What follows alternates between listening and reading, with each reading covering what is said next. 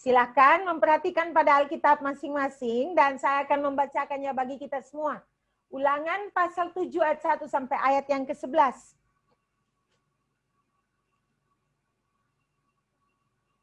Sikap terhadap penduduk tanah Kanaan.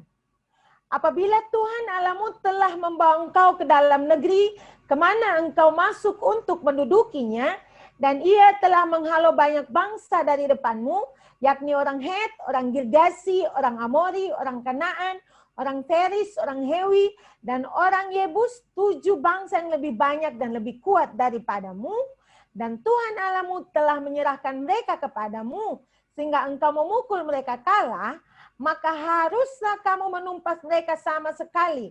Janganlah engkau mengadakan perjanjian dengan mereka, dan janganlah engkau mengasihani mereka. Janganlah juga engkau kawin-mengawin dengan mereka. Anakmu perempuan janganlah kau berikan kepada anak laki-laki mereka, ataupun anak perempuan mereka jangan kau ambil bagi anakmu laki-laki.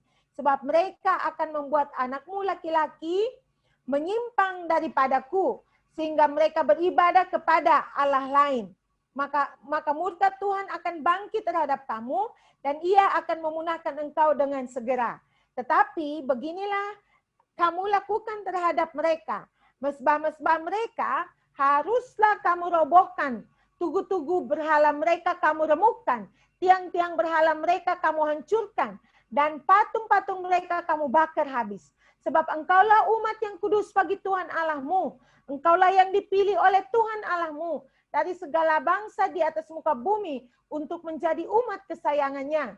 Bukan karena lebih banyak jumlahmu dari bangsa manapun juga, maka hati Tuhan terpikat olehmu dan memilih kamu. Bukankah kamu ini yang paling kecil dari segala bangsa?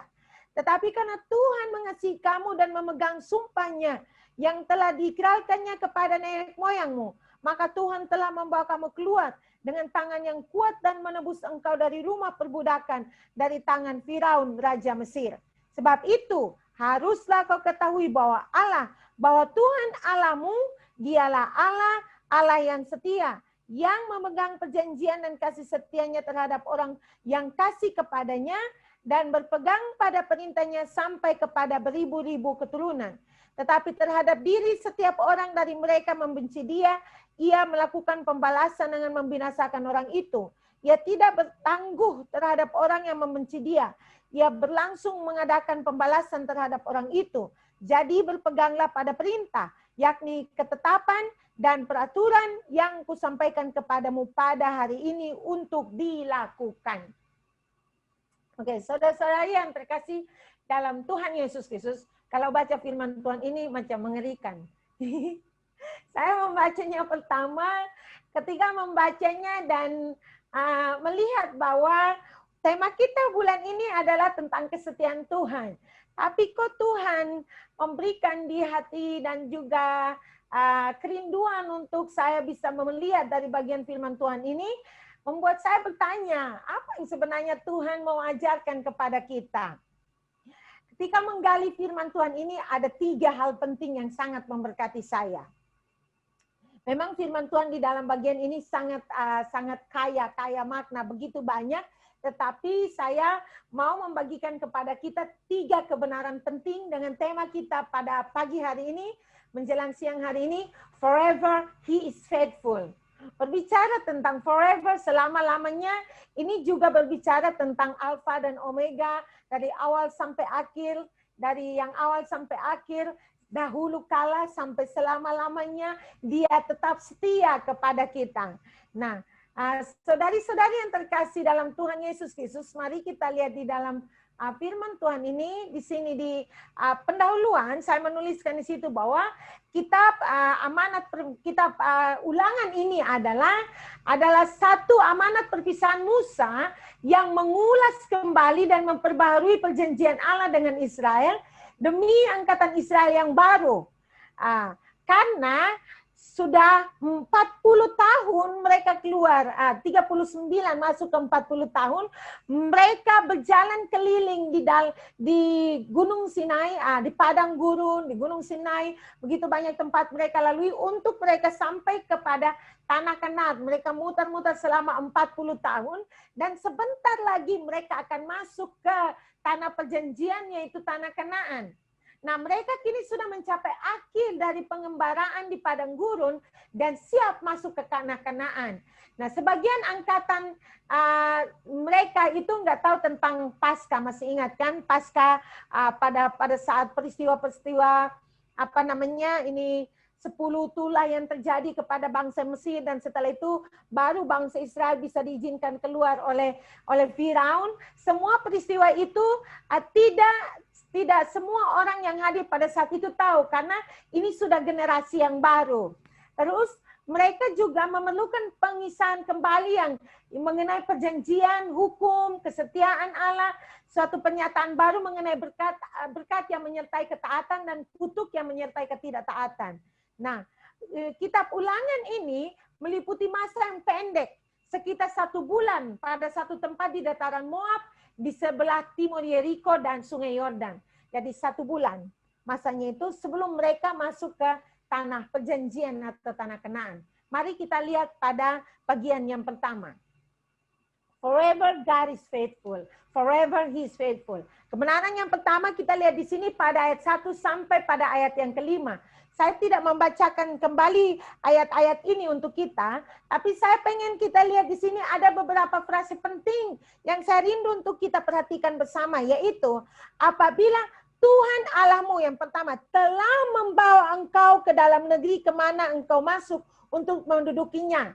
Yang kedua, di situ juga ada kata, dan ia telah menghalau banyak bangsa dari depanmu. Terus yang berikutnya pada ayat yang kedua di situ dikatakan Tuhan Allahmu telah menyerahkan mereka kepadamu. 3 hal penting ini kita lihat ya. Pada saat bangsa Israel itu keluar dari Mesir, keluar dari Mesir, mereka itu setelah dilepas oleh Firaun tidak dibiarkan begitu saja. Waktu mereka akan menyeberangi Laut Teberau, pada saat yang sama juga yang terjadi adalah bahwa bangsa Mesir ini, Firaun mulai sadar bahwa, wah, bangsa ini sudah lari meninggalkan kita. Dan Firaun mengerahkan tentaranya untuk apa? Untuk kejar bangsa Israel. Kejar mereka supaya apa? Mereka tidak bisa lari daripada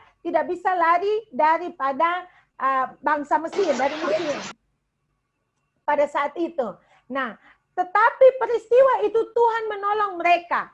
Dikatakan firman Tuhan, dia membelah laut, bangsa Israel bisa menyeberang, tetapi orang Mesir semua tenggelam di dalam laut. Terus berjalan terus, Tuhan memberikan kepada mereka kemenangan-kemenangan, hal-hal dahsyat dan luar biasa yang terjadi di dalam kehidupan perjalanan mereka selama 39-40 tahun bersama dengan Tuhan.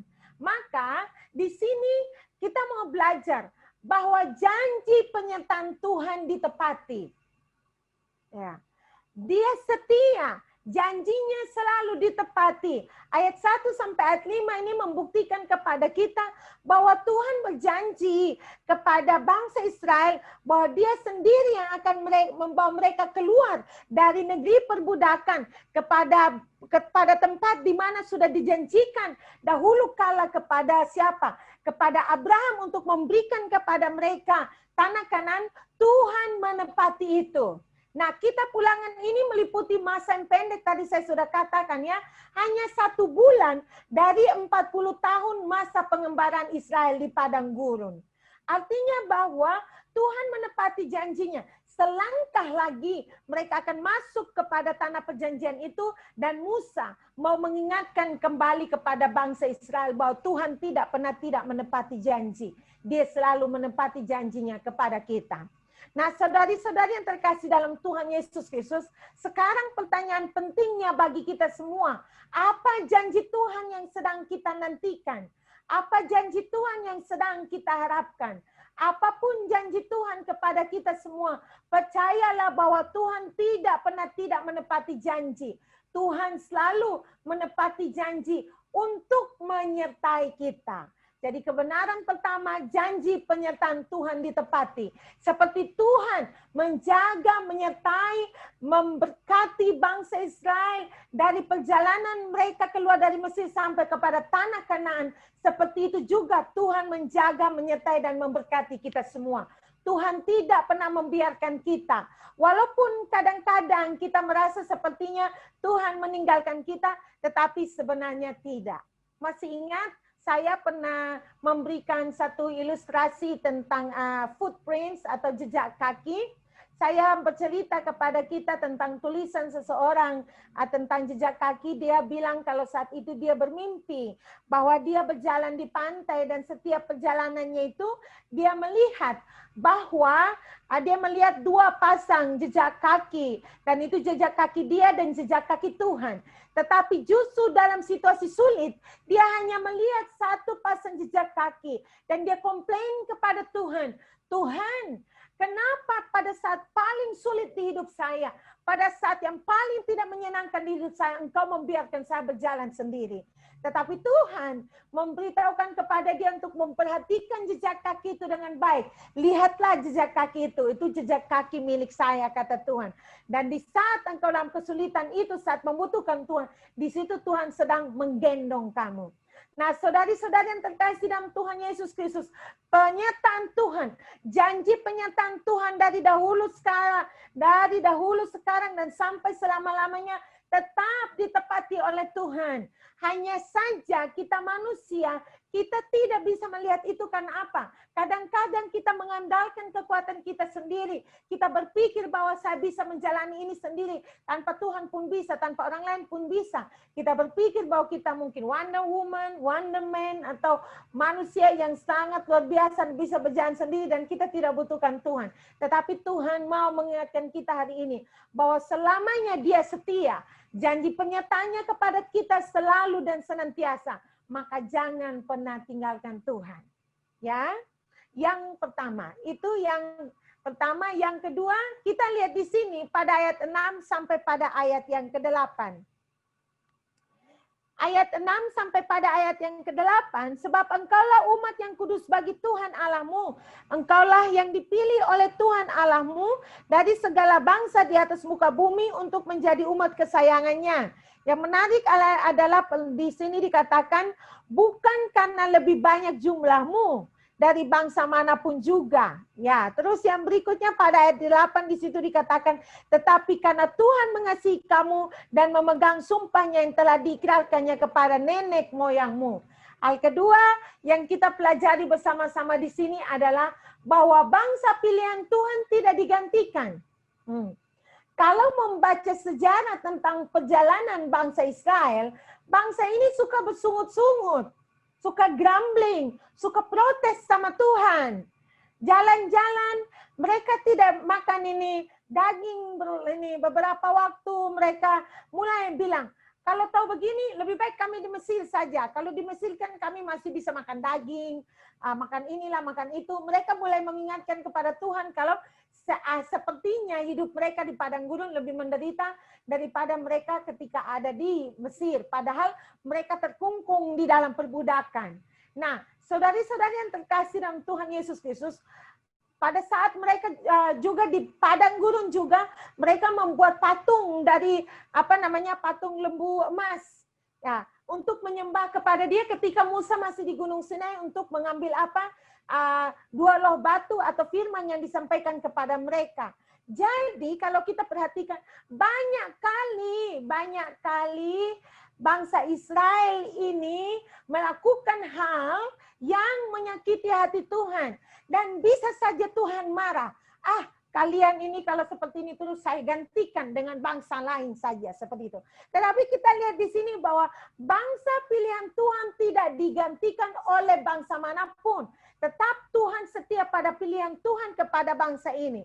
Mari kita lihat fakta unik tentang bangsa pilihan Tuhan. Satu, mereka kudus bagi Tuhan, dipilih sendiri oleh Tuhan dan menjadi umat kesayangan Tuhan. Nah, mari kita lihat di sini, kudus bagi Tuhan. Kudus di sini, kados itu berarti bahwa mereka dikhususkan untuk Tuhan. Dan Tuhan sendiri yang pilih mereka, bukan karena apapun alasannya. Nah, dikatakan bahwa mereka menjadi umat kesayangan Tuhan. Mereka dipilih bukan karena mereka banyak. Firman Tuhan menuliskan di sini bahwa justru mereka yang paling sedikit, mereka yang bangsa yang paling kecil pada saat ini, pada saat itu juga. Mungkin sampai sekarang juga bangsa Israel bangsa yang paling kecil. Nanti saya lihat dulu ya perkembangan karena saya belum membacanya. Dan juga mereka dipilih bukan karena mereka baik, bukan karena mereka tampan, bukan karena mereka luar biasa, atau bukan karena apapun. Tetapi semua hanya karena kasih dan anugerah daripada Tuhan, dan karena Tuhan memegang sumpahnya kepada nenek moyang bangsa Israel. Nah, siapa yang dipegang sumpahnya? Abraham, dijanjikan Tuhan bahwa dari keturunannya akan dibentuk satu apa? Satu bangsa pilihan Tuhan. Tuhan pegang janjinya. Pegang janjinya, kasih setianya kepada umat Tuhan dari dahulu kala sampai kepada umatnya sampai saat ini pun tetap. Nah, saudari-saudari yang terkasih dalam Tuhan Yesus Kristus, kalau kita lihat bahwa bangsa pilihan Tuhan ini, walaupun mereka berdosa, mereka mengumpat, mereka grumbling, mereka terus bersungut-sungut di hadapan Tuhan, terus dikasihi Tuhan. Mereka menjadi umat kesayangan Tuhan. Mereka dikasihi Tuhan dan Tuhan tetap memegang sumpah, janji Tuhan terhadap mereka pun itu semua berlaku kepada kita semua. Tuhan tidak memilih kita karena kita cantik, karena kita tampan, karena kita baik, atau karena kita mungkin dari sekian banyaknya orang kita ada hal yang dalam diri kita yang mungkin dilihat Tuhan untuk dia pilih kita. No, itu semua semata-mata hanya karena anugerah dan kasih setia yang daripada Tuhan. Dia memilih kita untuk menjadi umat kesayangan Tuhan. Dia menjaga kita, dia memelihara kita, dia menyertai kita. Dan ini adalah satu keistimewaan sebagai umat Tuhan. Nah, harusnya sebagai umat Tuhan, kita pun menghargai pilihan Tuhan itu dengan apa? Mengasihi Tuhan, menjadikan Tuhan istimewa. Bahkan dengan kasih yang Tuhan berikan kepada kita pun, kita mengasihi Tuhan dan juga mengasihi sesama kita. Nah, saudari-saudari yang terkasih dalam Tuhan Yesus Kristus, ini bukti kita mengasihi Tuhan adalah apa? Kita benar-benar membuktikan diri kita sebagai anak-anak Tuhan yang menghargai orang-orang di sekitar kita, menghargai umat Tuhan yang ada di sekitar kita, menghargai tetangga, menghargai teman, menghargai saudara, menghargai juga sesama teman dalam jemaat, menghargai majikan, menghargai siapapun di sekitar kita. Kenapa? Karena Tuhan mempercayakan setiap orang untuk ada di sekitar kita, itu adalah berkat buat kita. Itu adalah anugerah. Jangan hargai orang karena orang hargai kita. Jangan menghargai atau mengasihi orang karena orang mengasihi kita. Kalau kita hargai orang karena orang hargai kita, atau kita mengasihi orang karena orang mengasihi kita, atau kita sayang orang karena orang sayang kita, terus apa bedanya kita dengan orang lain yang tidak kenal Tuhan? Ya, maka sekarang hari ini kita buat komitmen. Kalau bangsa pilihan Tuhan tidak tergantikan, tidak digantikan oleh Tuhan, walaupun mereka melakukan banyak hal yang tidak benar di hadapan Tuhan, tetap saja Tuhan mengampuni mereka. Dan Tuhan membimbing, menjaga, menyertai, melindungi mereka. Maka kita juga, dalam banyak hal kita buat dosa, kita buat kesalahan. Kita buat hal-hal yang tidak menyenangkan Tuhan. Tapi Tuhan memberikan kepada kita kesempatan kedua, ketiga, keempat, kelima. Untuk apa? Supaya kita menjadi pribadi yang lebih baik. Hargai itu dan jadilah berkat. Yang ketiga, mari kita lihat di sini. Saya melihat pada ayat 9 sampai pada ayat 11, di sini ada satu kata yang penting bagi saya ketika berbicara tentang Allah itu Allah yang setia, yang memegang perjanjian dan kasih setianya terhadap orang yang kasih kepadanya, dan berpegang pada perintahnya sampai kepada beribu-ribu keturunan. Nah, saudari-saudari yang terkasih dalam Tuhan Yesus Kristus, kata Tuhan Allah memegang perjanjian ini tidak menggunakan kata promise. Dia bilang, firman Tuhan tidak bilang I promise you atau God promises. No, tetapi firman Tuhan menggunakan kata covenant. covenant ini berbicara tentang perjanjian. Nah, covenant ini berbicara tentang hubungan persekutuan yang erat antara Allah dengan manusia. Ditetapkan, dipelihara, dan dipenuhi secara berdaulat oleh Allah sendiri. Dan menuntut baik hidup maupun mati dari kedua belah pihak. Nah, apa yang bisa kita pelajari di sini bahwa covenant tidak bisa diganggu-gugat. Covenant pasti ditepati. Dan covenant ini adalah perjanjian yang dilakukan oleh Allah kepada umatnya.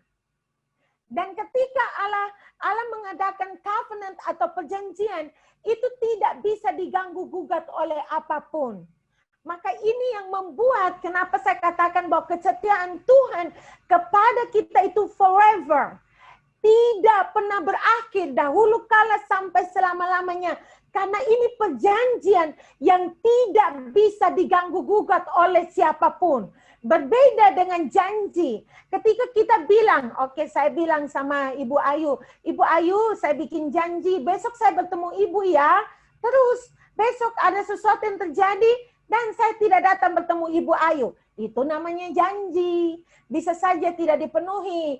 Atau yang masih muda, masih cewek-cewek, bertemu dengan laki-laki ataupun menjalin hubungan. Terus dia bilang, saya berjanji akan bersama-sama denganmu selamanya. Masih 3, 4, 5 tahun kabur dia. Nah, itu yang namanya janji. Tetapi berbicara tentang covenant tidak bisa diganggu-gugat, pasti ditepati. Kenapa? Karena covenant itu dilakukan oleh Allah kepada umatnya. Nah, ini yang membedakan. Makanya perjanjian Tuhan kepada kita tentang kesetiaannya kepada setiap perkataannya kepada umatnya pasti ditepati oleh Tuhan. Nah, kalau Tuhan bilang kita mengikuti dia, kita mendengarkan dia, dia berkati kita, itu terjadi. Kalau kita tidak dengar-dengaran dan Tuhan hukum kita, itu juga pasti terjadi. Coba lihat ya, kalau kita mulai menyimpang dari jalannya Tuhan, apa yang Tuhan lakukan? Pasti Tuhan akan ajar kita dengan sesuatu yang terjadi, supaya apa? Kita sadar, oh saya harus pulang, saya harus kembali, karena saya sudah jalan di jalan yang salah. Tetapi memang ada kalanya seperti kisahnya Ayub tidak bersalah, tidak buat dosa apapun, tidak buat salah apapun, Tuhan mengizinkan itu untuk terjadi. Tetapi kita mau berbicara di sini adalah kisah kehidupan kita bersama dengan Tuhan.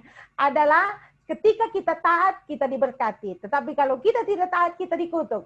Tetapi kita jalan datang pada masa kita di masa perjanjian baru, hidup kita oleh anugerah Tuhan. Kalau kita salah, kalau kita melakukan sesuatu yang tidak berkenan dengan Roh Kudus Tuhan mengingatkan kita. Dan kita kembali kepada Tuhan. Umat kepunyaan Tuhan itu disayang Tuhan. Tuhan mengasihi kita, apa adanya kita. Bukan karena ada apa-apanya kita, tetapi karena apa adanya kita. Karena kasihnya, karena setianya kepada kita. Maka kesetiaan Tuhan itu adalah satu covenant yang tidak diganggu-gugat oleh apapun. Bukan janji yang hari ini bilang iya dan besok tidak. Oke? Itu yang membuat berbedanya janji atau kesetiaan Tuhan bagi kita semua.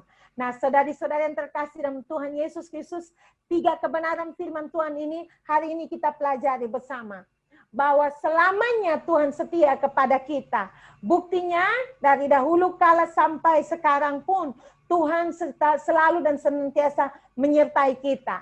Kita melihat hal yang kedua, walaupun kadang-kadang kita melihat bahwa kita melakukan dosa, kita berjalan tidak di jalan yang benar. Tetapi karena kasih dan kesetiaan Tuhan kepada kita, dia membawa kita kembali dengan caranya dia. Supaya kita kembali kepadanya. Tuhan tidak pernah membiarkan kita. Dia tetap setia kepada kita. Yang ketiga kita belajar bahwa kesetiaan Tuhan itu bukan janji yang hari ini dikatakan kepada kita dan besok dilupakan. Tetapi itu adalah covenant yang tidak diganggu-gugat oleh apapun karena itu perjanjian Tuhan kepada kita umat pilihannya.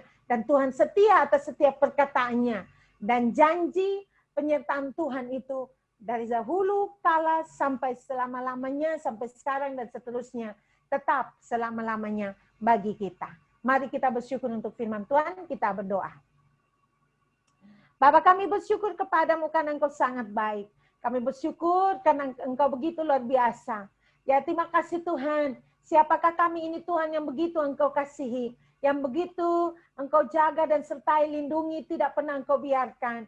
Tuhan, kami tahu bahwa ada banyak hal yang terjadi di dalam kehidupan kami, di sekitar kami yang menakutkan, membuat kami khawatir, membuat kami merasa bahwa kami tidak bisa, ataupun membuat kami takut. Tetapi Tuhan, hari ini Engkau memberikan kami satu kepastian, bahwa janji penyertaan Tuhan, janji kesetiaan Tuhan, bahkan ke semua kebaikan Tuhan dalam hidup kami, dahulu kala sampai selama-lamanya tidak pernah berkesudahan, dan tidak pernah habis-habisnya bagi kami. Kami sangat bersyukur. Kami bersyukur Tuhan Engkau memilih kami, mengkhususkan kami, memilih kami, bahkan mengasihi kami. Karena Engkau mengasihi kami, maka kami mau belajar untuk mengasihi Engkau dan juga mengasihi sesama kami sebagai bukti bahwa kami mengasihi Engkau Tuhan. Dalam nama Yesus, tolong kami Tuhan supaya kami dapat melakukan firman Tuhan. Terima kasih Yesus, haleluya, amin.